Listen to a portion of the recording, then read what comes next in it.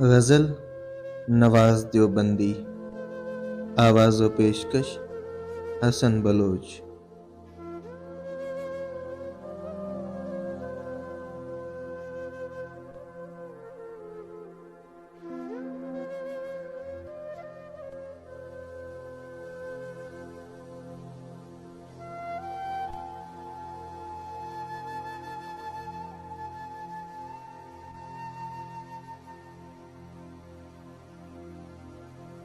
منزل پہ نہ پہنچے اسے رستہ نہیں کہتے، دو چار قدم چلنے کو چلنا نہیں کہتے۔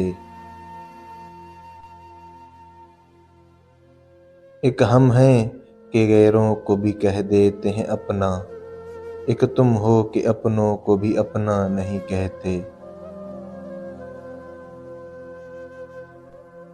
کم ہمتی خطرہ ہے سمندر کے سفر میں، طوفان کو ہم دوستو خطرہ نہیں کہتے۔ بن جائے اگر بات تو سب کہتے ہیں کیا کیا، اور بات بگڑ جائے تو کیا کیا نہیں کہتے۔